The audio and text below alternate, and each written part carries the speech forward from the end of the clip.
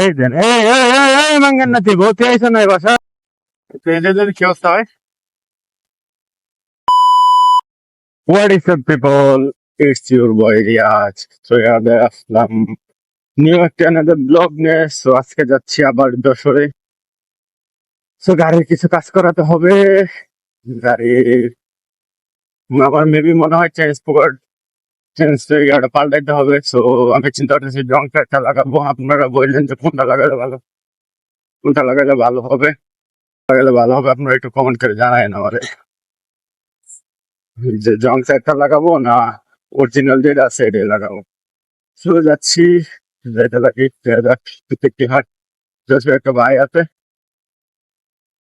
তো ভাইয়ের দোকানে দেশে আগে দেখাবো, দেখা এসে উনি একটু ট্রেন দিবে, দেওয়ার পর আপনাদেরকে বলবো যে কি কি সমস্যা আছে সবাই একটু, যেটা আপনাদের ক্ষেত্রে তুলে ধরবো আর কি।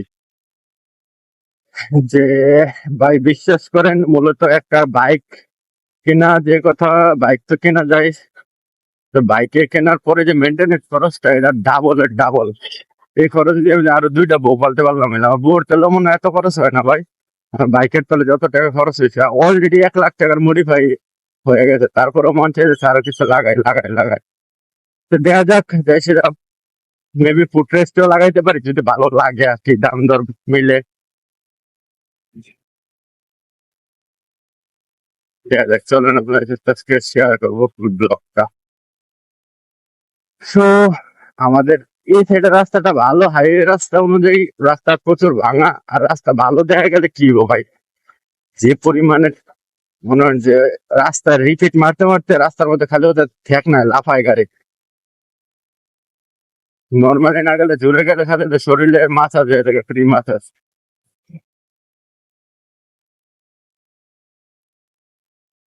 তো আমরা এখন টুকটুক করে যাচ্ছি, বাজে মূলত একটা এক। তো যাই, তো একেই বেরিয়েছি, কারণ এখান থেকে একটু অফিসে যাইতে হবে। অফিস থেকে আবার গাড়িটা দিয়া ভাইয়ের কাছে দিয়ে আমি অফিসে চলে যাবো। পরে ভাই কাজ টাজ করে রেডি করে রেখে আসার পরে আমার কল দিলে আবার নিয়ে আসবো। তো মোটামুটি এসে পড়ছে, আরো মানে 15 কিলো বাকি রয়েছে আসা। ট্রাক্টর ওভারটেক করে চলে না। হঠাৎ করে মনে হয়ে গেল আমার ওই যে ব্ল্যাক কুইন আরেকটা যে ছিল আমার মনোটন, তো এই ফার্স্ট ইমোশনের গাড়ি, ওইটার মধ্যে আমার অনেক আবেগ জমা ছিল। তো ওটা বিক্রি করে দিছিলাম, যেহেতু রাখার জায়গা ছিল না বাড়িতে, কারণ বিক্রি করে দিছি। তো এখন যে কোনো একটা গাড়ি আমার কাছে চুজ করতে হয়েছে, তো কি করবো, শখের তোলা 80 টাকা, 7 লাখ টাকা খরচ করেছি, যা কার্বন নিতে হয়েছে বা। আর বিশেষ করে আমি বলি কি, এই যে আমাদের স্পিড ব্রেকার গুলো আছে, এটা দিয়ে মনে হয় যে আমার বাড়ির একতলা বিল্ডিং কমপ্লিট হয়ে গেল। না 7টা না 8টা স্পিড ব্রেকার দেওয়া আছে, সেম এত বড় বড় করে। ভাই আমার বাড়ির 7 ডালা হয়ে যেত, যে পাথর আর সিমেন্ট দেওয়া আছে এটার মধ্যে।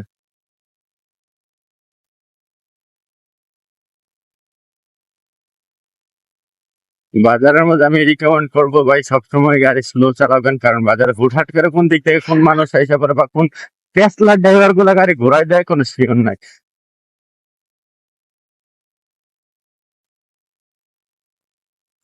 আর আরেকদিন গাড়িটারে ফুল গাড়িটারে ভিডিও করবো যে কি কি লাগাইছি আমি আফটার মার্কেট।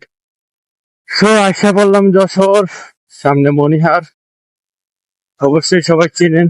যারা এদিকে গেছেন সবাই একটু কমেন্ট করে বলবেন।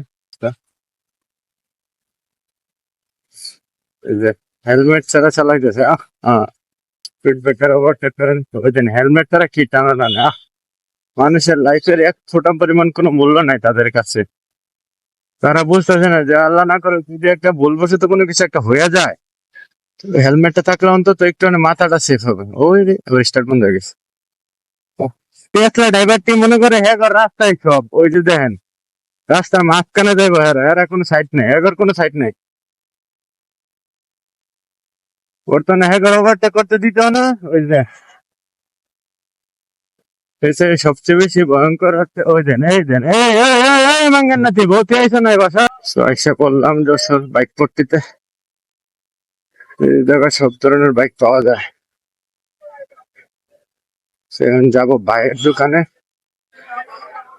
ওদের বলবো যে বাইক টেস্ট ড্রাইভ দিয়ে আসে না, সব বলেন জায়গাটা কি দেখি অবস্থা। এই এই যে আসছে এই মাঙ্গেরনাতে সাইড এই সাইডে গাড়ি ইঞ্জিনের যা আছে সব কাজ করা হয় এই সাইডে স্টিকার স্টিকার সবই থেকে মোটামুটি।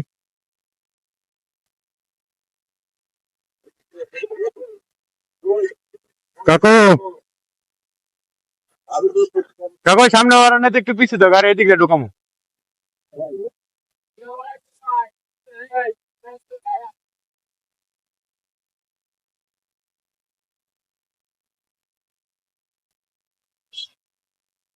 ভাই এটা একটু ড্রাইভ দেওয়া হতি একটু এদের যদি কি অবস্থা হয়।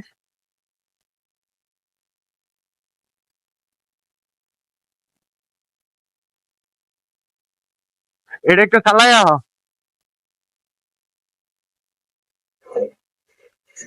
তো বাইরে পাঠা দিছি তো দেখা হোক গাড়ি নিয়ে যাইতেছে।